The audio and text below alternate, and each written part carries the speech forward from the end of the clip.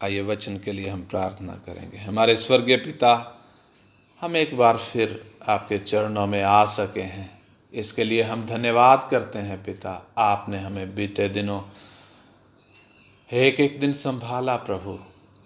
इस सुबह के पहर में हमारी आंखों को खोला ताकि हम आपके चरणों में आएं।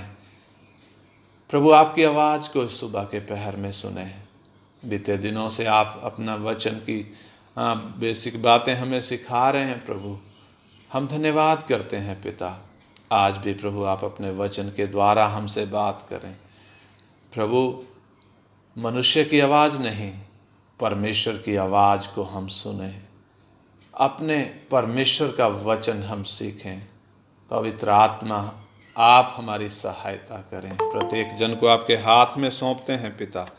आपकी इच्छा हमारे एक एक के जीवन में पूरी हो जाए। सब बातों को आपके हाथ में सौंपते हुए प्रार्थना हमारे उद्धारकर्ता यीशु मसीह के नाम में मांगते हैं, आमीन आमीन। जो विषय हम सीख रहे हैं उसमें तीसरा हम सीखेंगे, बाइबल किस तरीके से परमेश्वर का चित्रण करती है।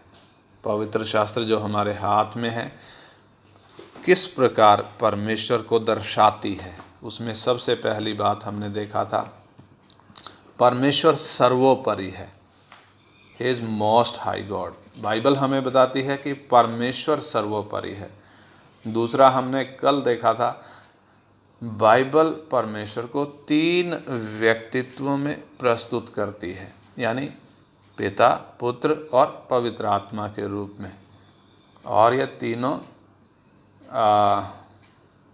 एक ही परमेश्वर है, अलग अलग परमेश्वर नहीं है, एक ही परमेश्वर है, लेकिन तीनों बराबर परमेश्वर हैं। कोई कम नहीं है, कोई छोटा नहीं है, कोई ज़्यादा नहीं है। आज हम उसी कड़ी में सीखेंगे, परमेश्वर के आदेश हैं, डिक्री। परमेश्वर के आदेश हैं, परमेश्वर की युक्ति हैं।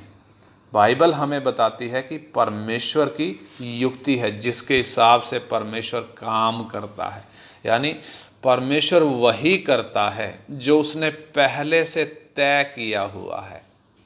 परमेश्वर अपनी युक्ति को पूरा करता है। उसके लिए हम वचन पढ़ेंगे, प्रेरितों के काम 15 अध्याय उसका 14 वचन से हम पढ़ें। प्रेरितों के काम 15 अध्याय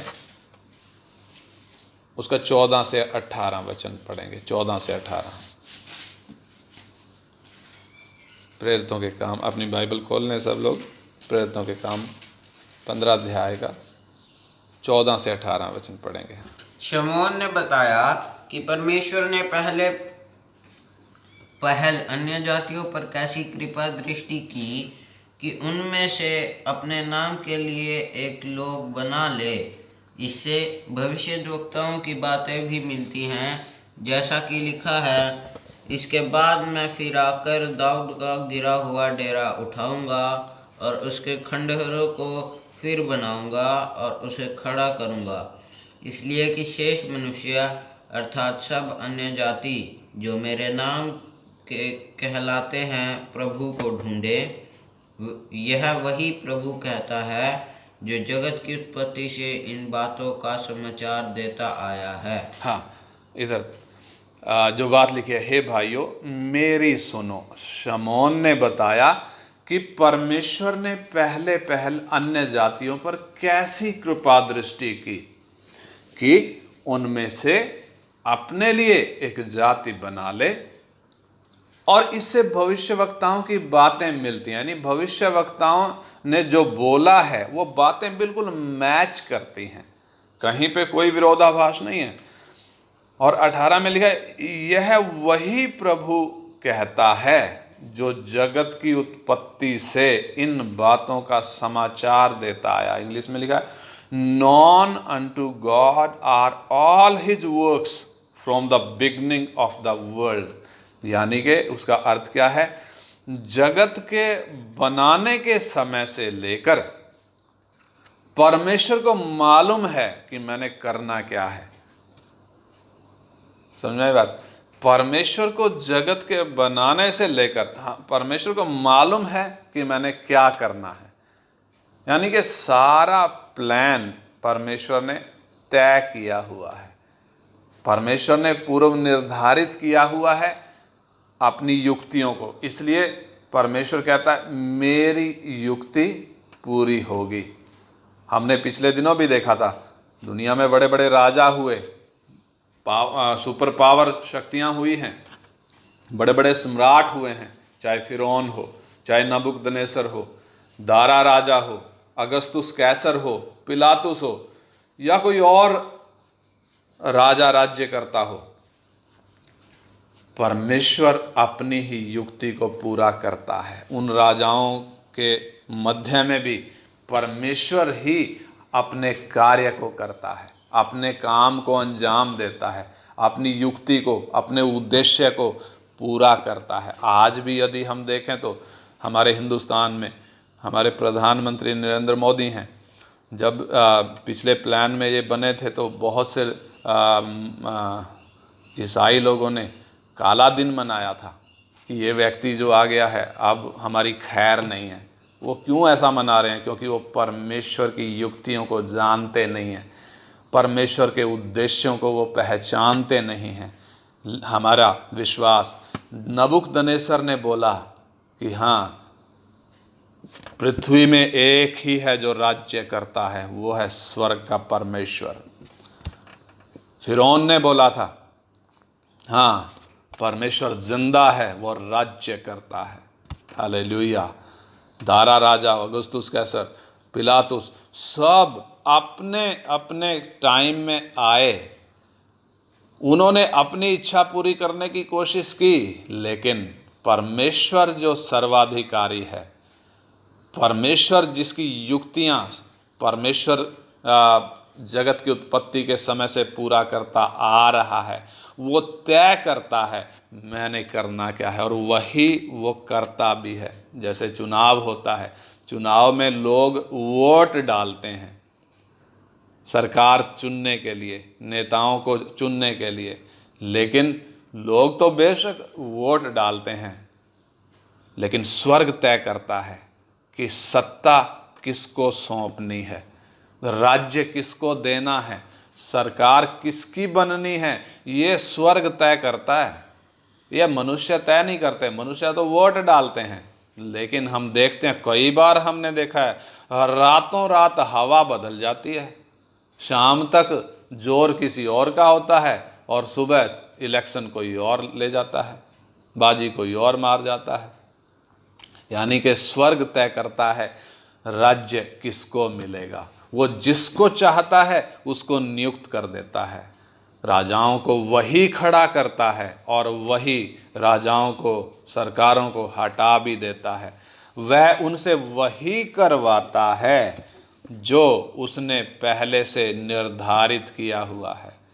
जब तक हम उसकी इच्छा में बने रहते हैं, ध्यान दें, इधर ध्यान दें बेटे, जब तक हम उसकी इच्छा में बने रहते हैं हमें चिंता करने की आवश्यकता नहीं है, क्योंकि उसने जो तय किया हुआ है वो भला अच्छा तय किया हुआ है। इसलिए जब तक हम उसकी इच्छा में बने रहते हैं हमें चिंता करने की ज़रूरत नहीं है। लेकिन उसकी इच्छा से हटकर हम उसका कुछ बिगाड़ नहीं सकते, उसका कुछ भी नुकसान नहीं कर सकते।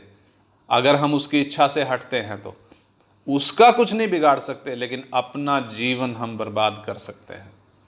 कैसे? उसकी इच्छा से हटकर। इसलिए जब तक हम उसकी इच्छा में बने हैं हमें कुछ भी चिंता करने की ज़रूरत नहीं। समय पर हमारे लिए सब चीज़ों का वो इंतज़ाम करता है। प्रेरित 4 का 27 और 28 वचन पढ़ें। प्रेरितों के काम 4 अध्याय 27 और 28 वचन, यीशु मसीह के विषय में जो लिखा है।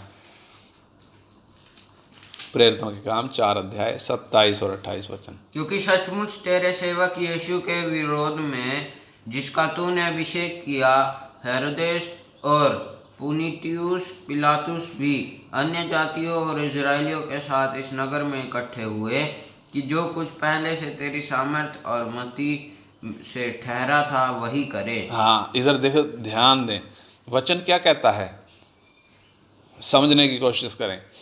क्योंकि सचमुच तेरे सेवक यीशु के विरोध में, जिसका तूने अभिषेक किया, हेरोदेश और पुन्तियुस पिलातुस भी अन्य जातियों और इस्राएलियों के साथ इस नगर में, यरूशलेम में इकट्ठे हुए कि जो कुछ पहले से तेरी सामर्थ और मति से ठहरा था वही करें। वो क्यों इकट्ठे हुए? वो काम करने के लिए इकट्ठे हुए हैं जो परमेश्वर ने पहले से निर्धारित किया हुआ है। प्रकाशित वाक्य 13:8 में लिखा है, परमेश्वर का मेमना जो जगत की उत्पत्ति के समय से घात हुआ है, जगत की उत्पत्ति के समय से, यानी कि वही काम इधर पूरा होने के लिए परमेश्वर किस तरीके से काम कर रहा है। यहूदा इस्करियोती ने यीशु मसीह को पकड़वाया और यीशु मसीह पकड़वाए जाने के बाद पिलातुस के सामने खड़ा है, बांध कर खड़ा किया गया है उसे, परंतु ना तो यहूदा को मालूम है, ना यहूदियों को मालूम है, जो भीड़ की भीड़ विरोध में इकट्ठा होकर खड़ी है, नारे लगा रही है। ना हेरोदेश को मालूम है, ना पिलातुस को मालूम है कि ये जो हमारे सामने बंधा हुआ खड़ा है, इसको पकड़ने की अनुमति खुद इसने दी है। ये इनमें से किसी को भी मालूम नहीं था। जब इसको पकड़ने के लिए आए गतसमनी बाग में, भीड़ की भीड़ आई थी, रोमी सैनिक थे। इसने पूछा, तुम किसको ढूंढते हो? वो कहते हैं यीशु को। वो कहता है मैं हूं, और जैसे ही मैं हूं बोला, वो पीछे सब के सब ऐसा करंट लगा, ऐसा धक्का लगा, वो पीछे जाकर गिरे। यानी किसी में उसको पकड़ने की हिम्मत नहीं थी। बावजूद इसके इनमें से कोई नहीं जानता कि यही है जिसने खुद अनुमति दी है खुद को पकड़ने के लिए, और यही है जिसने खुद अनुमति दी है अपने आप को क्रूस पर चढ़ाए जाने के लिए। यानी कि खुद उसी ने तय किया हुआ है कि वो क्रूस पर लटकाया जाए। कितना स्पष्ट है वचन। यानी क्या पूरा होगा?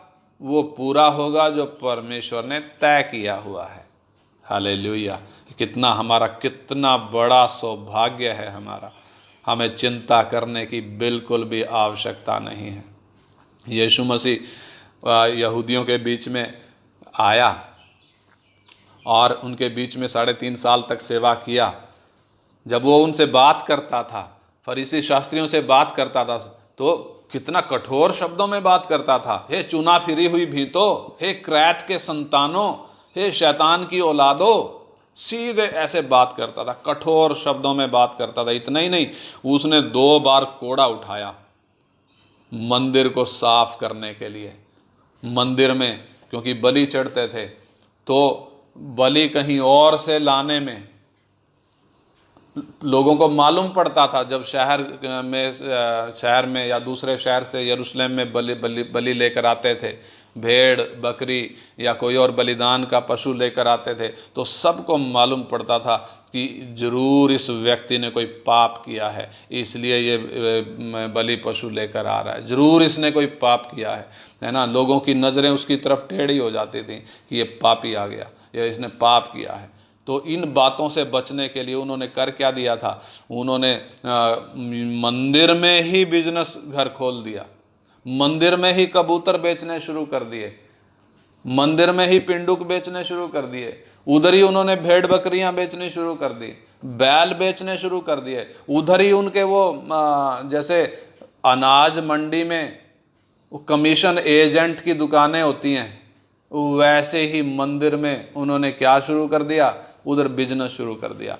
किसी को बाहर से बलि वाला पशु लाने की ज़रूरत नहीं है, यहीं पे सब मिलेगा। तो यीशु मसीह जब आए, उन्होंने ना केवल यहूदियों को बहुत कठोर शब्दों में बात किया, बल्कि 2 बार कोड़ा उठाकर मंदिर को साफ भी किया, उनके पीड़ों को उलट दिया, उनके पैसों को बिखरा दिया। लेकिन ध्यान दें, जब तक उसने खुद इजाजत नहीं दी कोई उसको हाथ लगा नहीं सका, कोई उसको पकड़ नहीं सका, कोई उस पर हाथ डाल नहीं सका। कब तक? जब तक खुद उसने पकड़ने की इजाजत ना दी। वो दांत पीसते रह गए। कितनी बार वो दांत पीसते रह जाते थे। अनगिनत लोग उसके लिए शहीद हो गए हैं। आज अगर हम देखें तो यीशु मसीह क्रूस पर जब बलिदान हो गया, जब ये बात समझ में आई ये नासरत का तरखान नहीं है, जब ये बात उनके समझ में आई, जब ये बात उनके समझ में आई कि ये यही है जिसने खुद अपने आप को पकड़ने के लिए दिया है, जब ये बात उनकी आंखें जब खुल गई, कितने लोगों ने यीशु के लिए अपना प्राण दे दिया। हंसते हंसते कुर्बान हो गए, हंसते हंसते मौत को गले लगा लिया, हंसते हंसते जंगली जानवरों के सामने आग के बीच में डाल दिए गए। उनको एक बार भी डर महसूस नहीं हुआ। अनगिनत लोग यीशु के लिए शहीद हो गए, लेकिन जब तक स्वर्ग अनुमति ना दे कोई उसके लिए शहीद नहीं हो सकता। कोई उसके लिए शहीद तब तक नहीं हो सकता जब तक स्वर्ग अनुमति ना दे। इसलिए हमें डरने की या चिंता करने की ज़रूरत नहीं है। वह मेरा परमेश्वर है, उसकी अनुमति के बिना मेरा एक बाल भी गिर नहीं सकता, एक बाल भी गिर नहीं सकता। उसकी अनुमति के बिना मुझे कुछ नहीं होगा। निश्चय ही ये परमेश्वर आराधना के योग्य है। हालेलुया। हमारे जीवन में कई बार कठिन परिस्थितियां आती हैं, हमारे जीवन में कई बार बीमारी आती है, कई बार तंगी आती है, कई बार सतावट आती है, कई बार यीशु मसीह के नाम के कारण हमारे घर के लोग जो विश्वास में नहीं है, हमारे पड़ोसी, हमारे रिश्तेदार बहुत बुरा भला बोलते हैं, बहुत गाली देते हैं। और कितनी बार ऐसी परिस्थितियां आती हैं कि चारों तरफ अंधेरा ही दिखता है, उजाले की किरण नज़र नहीं आती है। चिंता करने की ज़रूरत नहीं, मेरे जीवन में वही घटेगा जो उसने तय किया हुआ है, क्योंकि उसने मुझे बनाने से पहले देख लिया था। जगत के बनाने से पहले उसने मुझे देख लिया था। दूसरा तिमोथी 1:9 पढ़ें। दूसरा तिमोथी 1:9। दूसरा तिमोथी 1:9।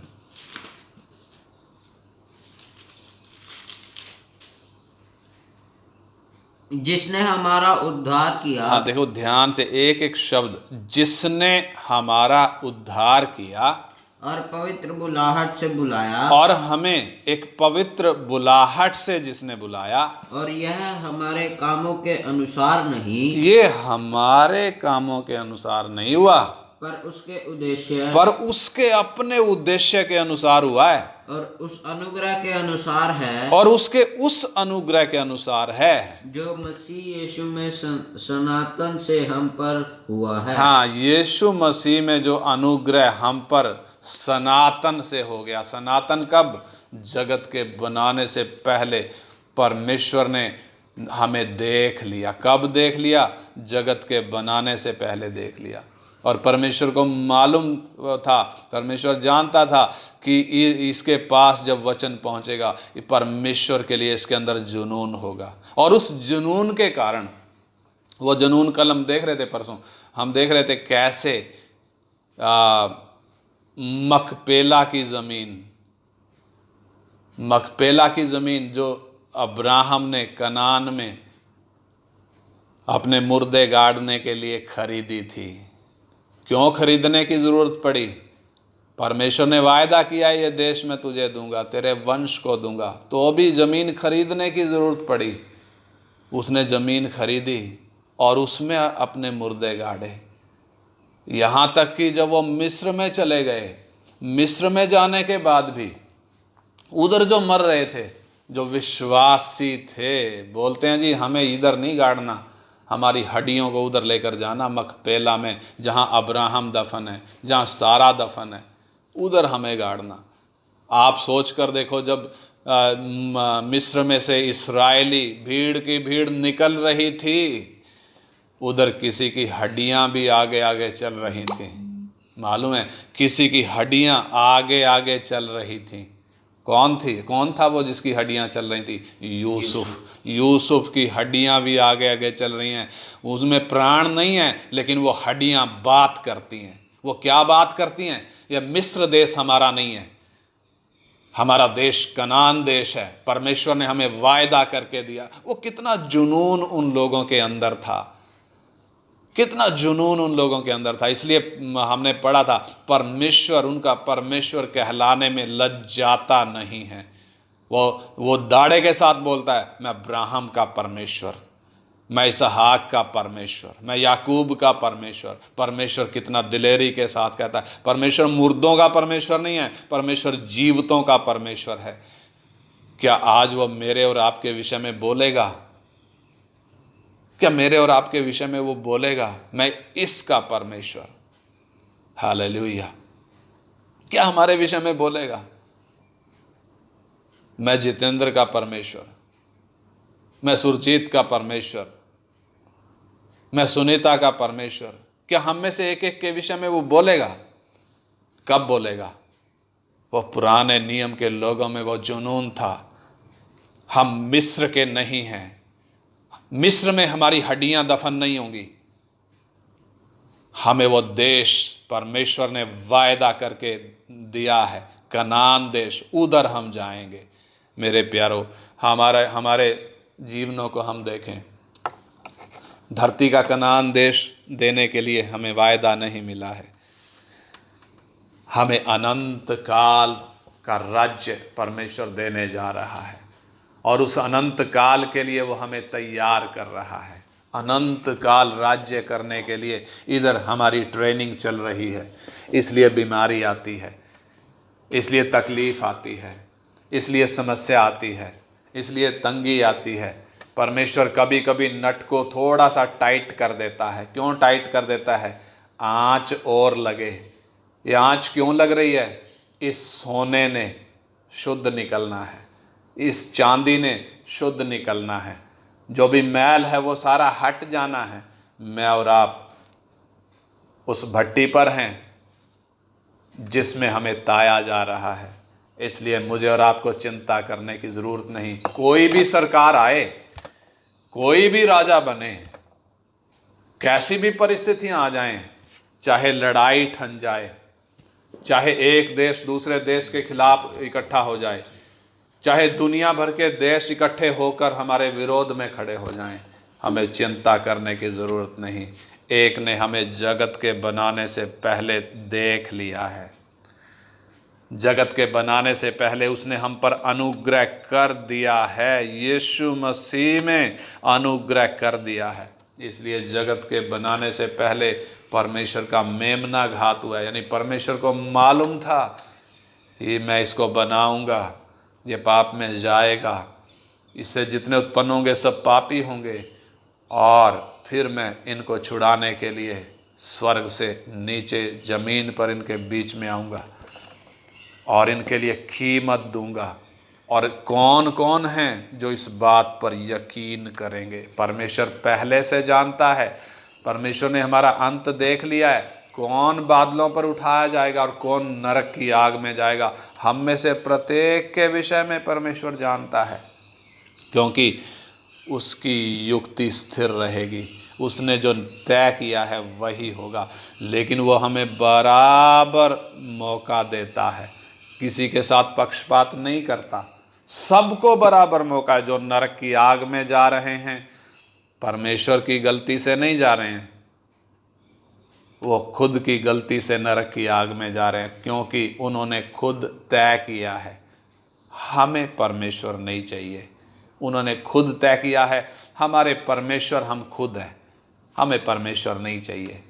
इसलिए उन्होंने यीशु का इनकार किया, यीशु के सुसमाचार का इनकार किया है, परमेश्वर का इनकार किया है। इसलिए वो नरक की आग में जा रहे हैं। और परमेश्वर जो धर्मी है, जो न्यायी है, वो किसी के साथ पक्षपात करता नहीं है। वो सबको बराबर मौका देता है। किसी की स्वतंत्र इच्छा में वो हाथ नहीं डालता, किसी की मर्जी के खिलाफ वो काम नहीं करता। इसलिए मैं और आप जब उसके हाथ में हैं और हम वो सोना हैं जो आग की भट्टी पर रखे हुए हैं। कई बार आँच को थोड़ा सा वो तेज कर देता है। क्यों तेज कर देता है? ताकि मैल पूरा हट जाए, वो इसलिए तेज कर देता है। लेकिन मैं और आप इस बात को ध्यान दें, वो अपने उद्देश्य के लिए हमें तैयार कर रहा है। उसने हमारा उद्धार किया, उसने हमें एक पवित्र बुलाहट से बुलाया। यह हमारे लिए नहीं हुआ है, हमारे कामों का फल नहीं है, यह परमेश्वर के अपने उद्देश्य के लिए हुआ है। और हम उसके हाथ में हैं। हम जब उसके हाथ में हैं, हमें चिंता करने की ज़रूरत नहीं। वो हमें नाश नहीं होने देगा, वो हमें कभी धोखा नहीं देगा, वो हमें कभी भी त्यागेगा नहीं। बस मेरा और आपका लक्ष्य एक ही होना है, एक ही लक्ष्य होना है। मैं उस परमेश्वर को प्रसन्न करने वाला जीवन जीऊं। उसने मेरे हाथ में जो वचन दिया है, मैं उसके वचन पर भरोसा करके चलूं। कई बार हम इस बात में फेल हो जाते हैं। हम परमेश्वर की ओर देखने की बजाय हम संसार की ओर देखने लगते हैं, संसार की गंदगी में मुंह मारने लगते हैं। ठीक वैसे ही जैसे एक उदाहरण, जैसे एक राजा, एक प्रतापी राजा शहर में से हाथी पर बैठा हुआ निकला जा रहा है। एक बहुत बड़ा राजा है, हाथी पर बैठकर वो शहर के बीच में से निकलता जा रहा है। और वो हाथी को हम देखें, हाथी पर राजा बैठा हुआ है, लेकिन हाथी अपनी सूंड से गली में कभी इधर कभी उधर उसकी सूंड चल रही है। उसकी सूंड इधर उधर क्यों चल रही है? वो देख रही है कहीं कोई वो केले का छिलका मिल जाए, कहीं कोई खाने की चीज़ मिल जाए। और इस हाथी को कोई पूछ के देखे, भाई तेरे ऊपर कौन बैठा है? तेरे ऊपर तो एक महाप्रतापी राजा बैठा है, वो तेरे लिए सारा इंतजाम करता है, तू अपनी सूंड को इधर उधर गली में गंदगी पर क्यों मार रहा है? हम अपने जीवनों को देखें, हमारे जीवन भी ऐसे ही हैं, ऐसे ही हैं। हम संसार की गंदगी में कितनी बार मुंह मारते हैं, जबकि जीवते परमेश्वर ने अपने उद्देश्य के लिए हमें चुना है। रोमी 8 का 29 और 30 में लिखा हुआ है, जिनको उसने पहले से जान लिया है, उनको पहले से उसने ठहराया है।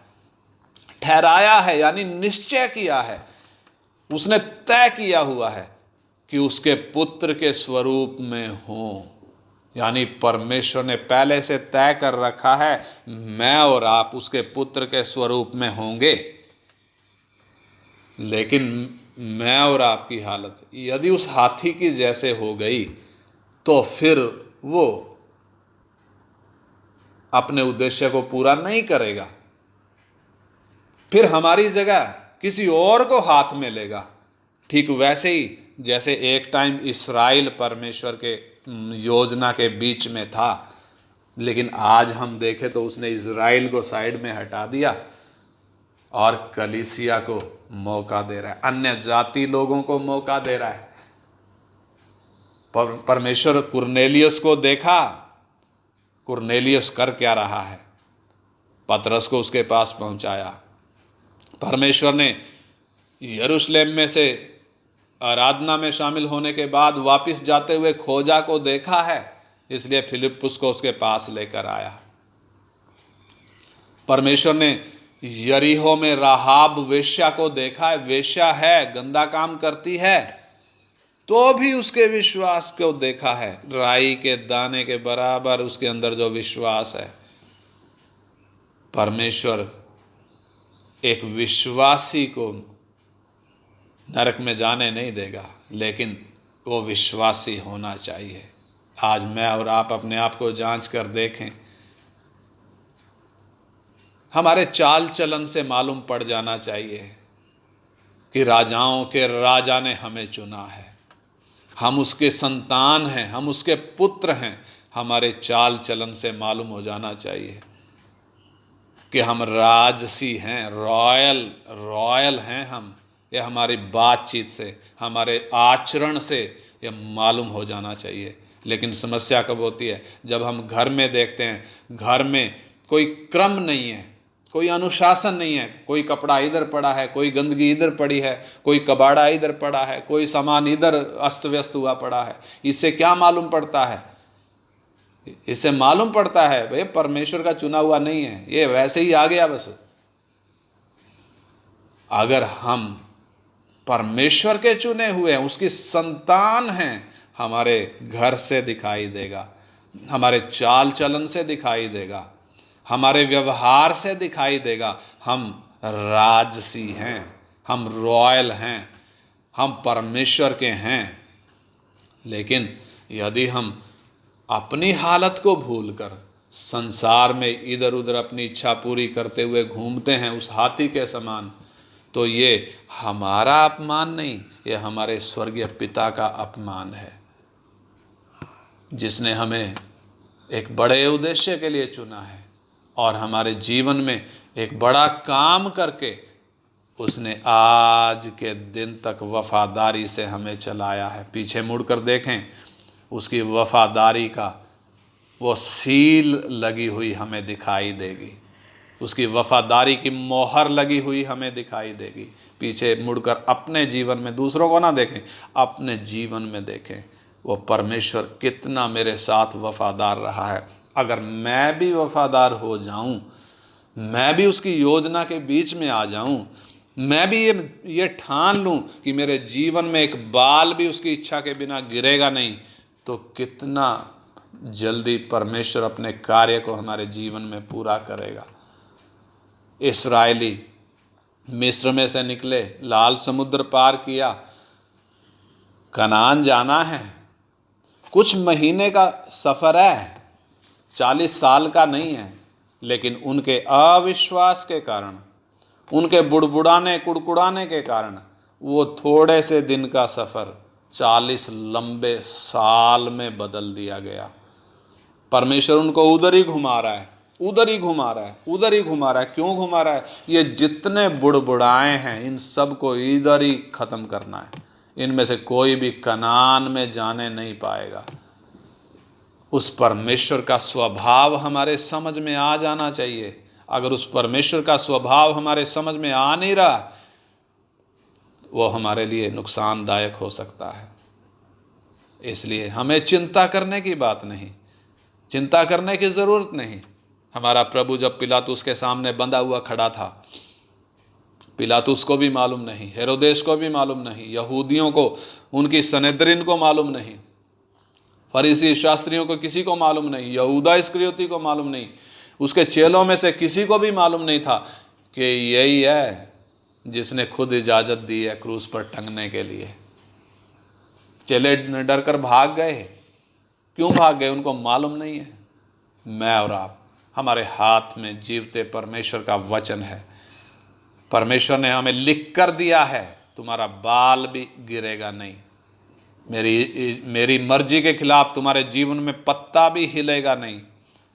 तुम्हारे जीवन में वो होगा जो मैं चाहूँगा। अगर ऐसे में मैं और आप अपना जीवन उसके हाथ में सौंप दें, तो क्या वो अपनी इच्छा हमारे जीवन में पूरी नहीं करेगा? लेकिन कई बार हम उसके हाथ से अपने आप को दूर हटा लेते हैं, हाय हाय हाय हाय करने लग जाते हैं। कई बार उसके हाथ से अपने आप को छीन लेते हैं। उसका स्वभाव है वो ज़बरदस्ती नहीं करता। वो हमारे जीवन में उतना काम करेगा जितना हम उसके हाथ में अपना जीवन सौंपेंगे। हमारी मर्जी के खिलाफ वो कुछ भी करेगा नहीं। इसलिए आइए हम प्रार्थना करें, अपने जीवनों को जांचें। Hallelujah, hallelujah, hallelujah. स्वर्गीय पिता, हम धन्यवाद करते हैं आपके पवित्र वचन के लिए। आपका वचन हमें कितना बड़ी तसल्ली देता है प्रभु। आपका वचन हमारी आंखें खोल देता है प्रभु। हमें डरने की, चिंता करने की कुछ भी ज़रूरत नहीं है। हमें अपने शरीर की, खाने की, पीने की, पहनने की, शरीर की ज़रूरतों की चिंता करने की ज़रूरत नहीं है। हमारा पिता, हमारा स्वर्गीय पिता हर ज़रूरत को समय पर पूरा करता है। वो वफादार है। पिता, हम आपसे प्रार्थना करते हैं इन दिनों में जब आप अपना वचन हमें सिखा रहे हैं, आपके वचन की गहराई को आप समझने के लिए मदद कर रहे हैं प्रभु, आपसे विनती करते हैं ये वचन हम एक एक के हृदय में लिखे जाएं प्रभु, ये एक व्यक्ति के मन से भी हटने ना पाएं, हर एक के मन में बसें प्रभु। ये वचन हम एक एक के लिए आशीष का कारण बने प्रभु। बाप आप सहायता करें, इन वचनों के अनुसार हमें खड़ा होने के लिए और चलने के लिए पिता आप सहायता करें।